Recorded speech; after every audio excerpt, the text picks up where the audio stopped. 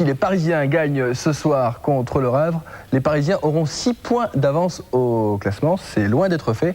On va tout de suite retrouver au Parc des Princes Yves Kupfermac. Alain Roche qui grimace, il est blessé à la cheville droite. Sa participation à la rencontre face au Havre n'est toujours pas certaine à 19h30 lors de l'échauffement.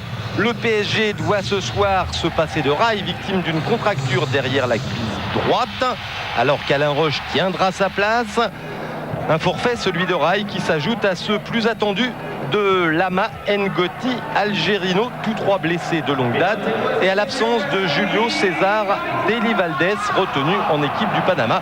À ce rythme, bientôt, il y aura plus de joueurs à l'infirmerie que de valides. Beaucoup de soucis donc pour Ricardo, d'autant que Laurent Fournier, qui a débuté l'échauffement et qui était annoncé dans la composition de l'équipe, prend place lui aussi sur le banc de touche, terrassé par une forte fièvre.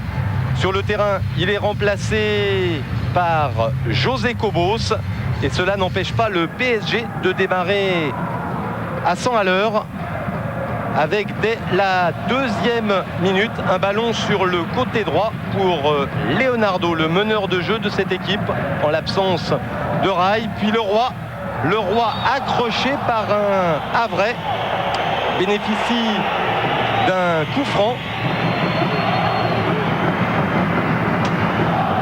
Coup franc qui va être tiré comme la plupart des coups de pied arrêtés par le Brésilien Leonardo. Pied gauche donc rentrant. Contre Guingamp, il en avait réussi un direct, mais là, c'est dans les bras de Christophe Revaux. Premier arrêt pour le nouveau sélectionné en équipe de France. Pas de problème.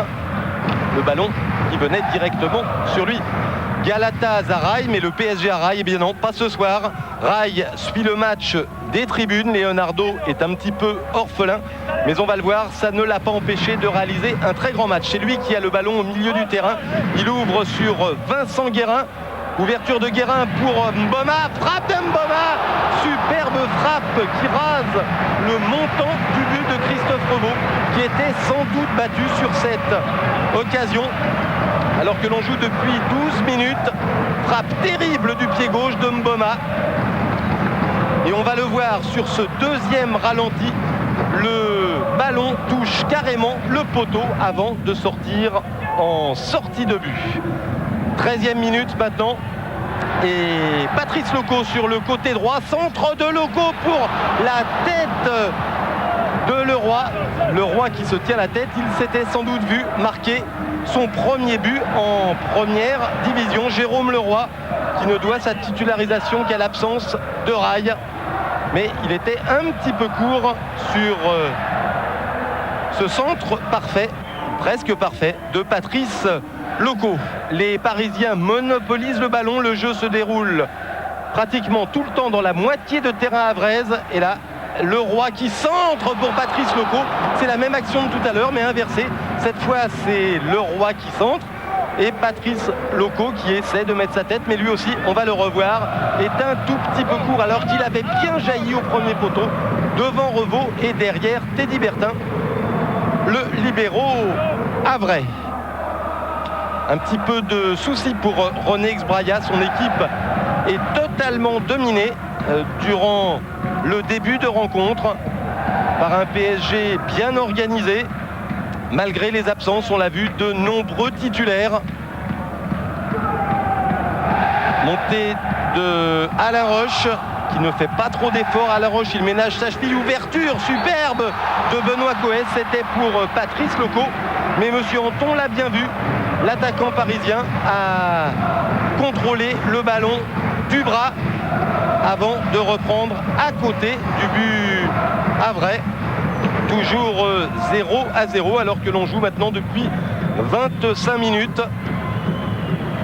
L'une des rares incursions des Havrais dans le camp parisien avec sur le côté droit Kosnikou. Le ballon est dégagé. Benoît Coët. Wierzicki avait réclamé une faute et il récupère le ballon, le Polonais Wierzicki. Il s'infiltre et bonne frappe de Wierzicki.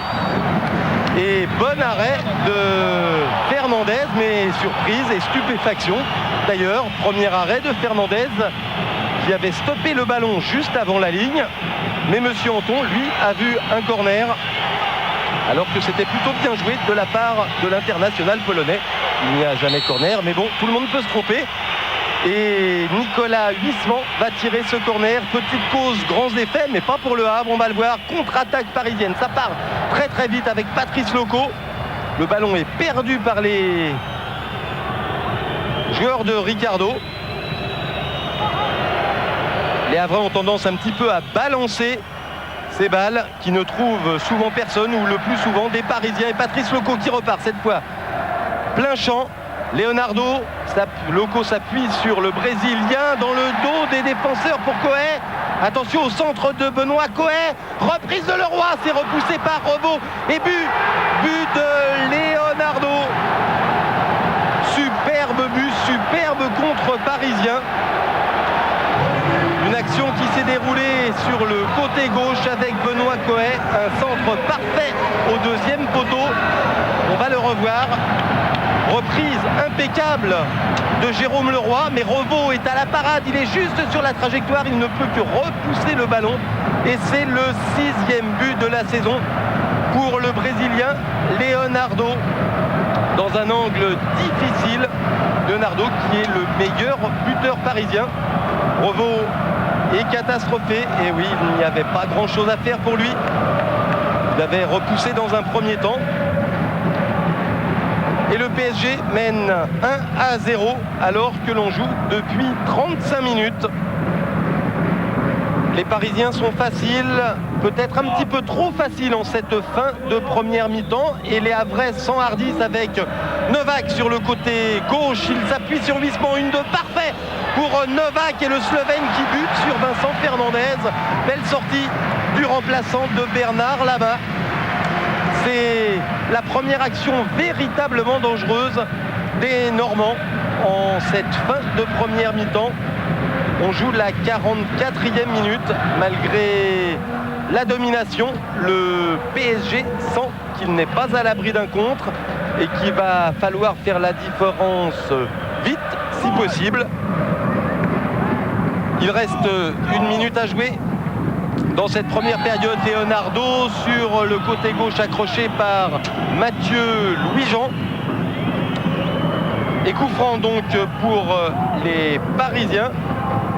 Christophe Revaux place son mur avec soin. Le coup franc est tiré par Leonardo en retrait pour Vincent Guérin. Frappe du pied droit et bon arrêt de Christophe Revaux. C'était intelligemment joué de la part du Brésilien. La frappe de Guérin était bonne. Et c'est donc sur ce score de 1-0 que les deux équipes rentrent au vestiaire où les attend une petite surprise. Et oui, encore un Brésilien en compagnie de Rai. Vous l'avez sans doute reconnu.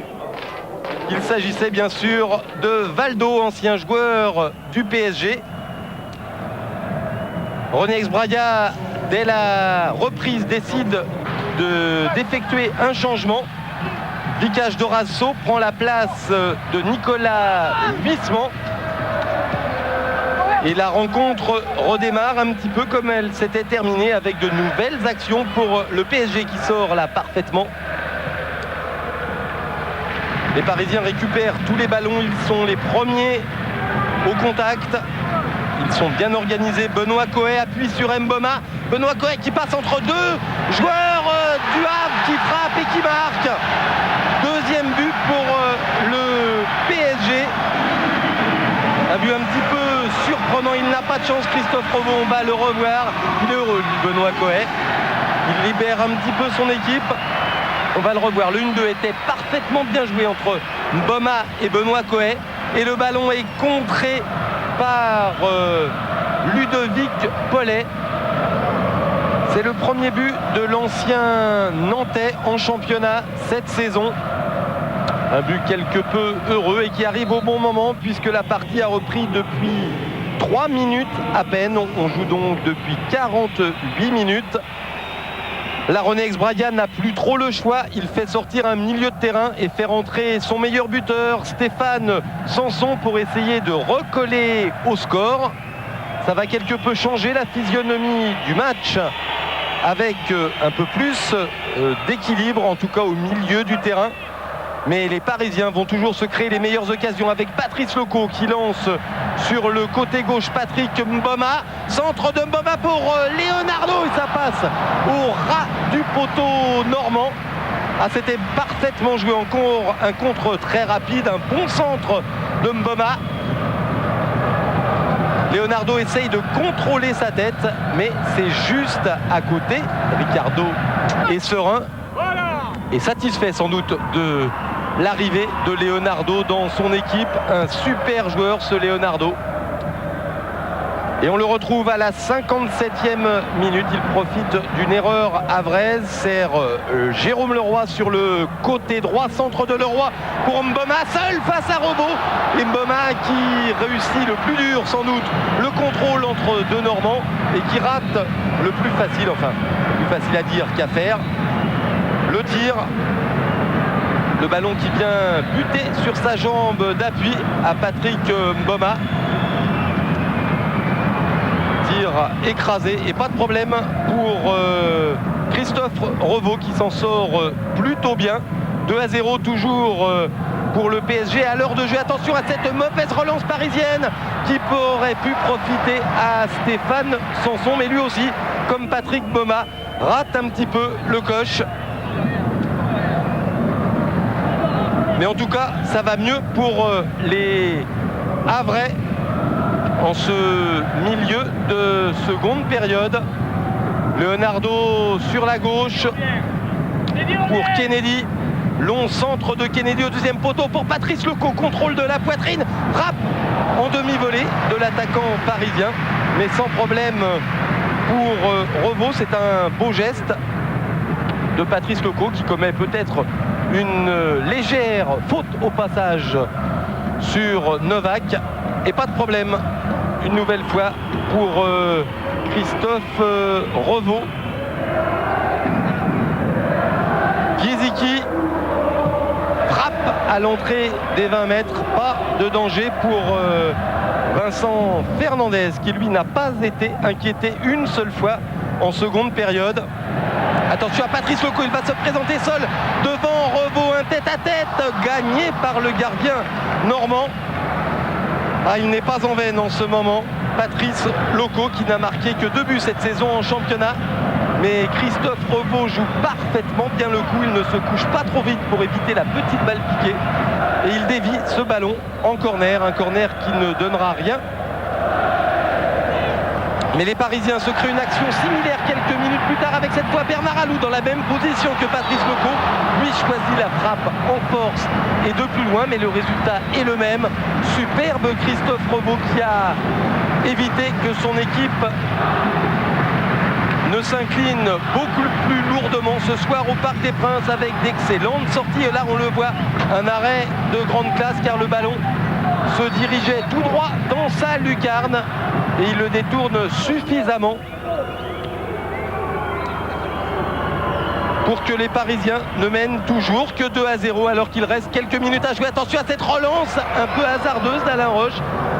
Kosnikou a bien senti le coup, il a essayé de surprendre Vincent Fernandez, mais ça passe juste à côté, c'est bien vu de la part d'Ariane Kosnikou. Sans contrôle, une frappe au ras du poteau, mais à l'extérieur du but parisien.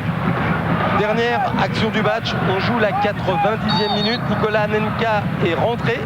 Coup franc pour Leonardo, attention à la reprise de Paul Le Guen, c'était pour son pied gauche, mais c'est terminé. Les Parisiens s'imposent 2-0. Christophe Revaud n'a pas grand-chose à se reprocher, alors que Leonardo a encore réussi un grand match ce soir. Christophe Revaud, comme d'habitude, au Parc des Princes, beaucoup de travail pour le gardien de but du Havre. Malheureusement, ce soir, ça ne s'est pas trop bien passé pour votre équipe.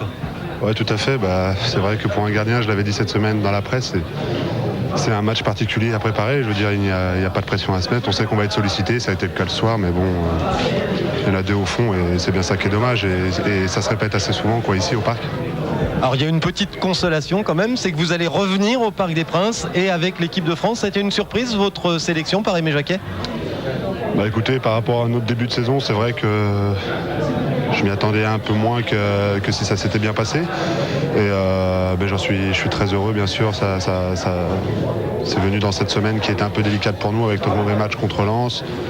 Ce déplacement au parc qu'on savait périlleux, et c'est vrai que cette sélection est venue un peu donner de baume au cœur à tout le club et à tout le groupe, et bon, j'en suis content pour ça, quoi.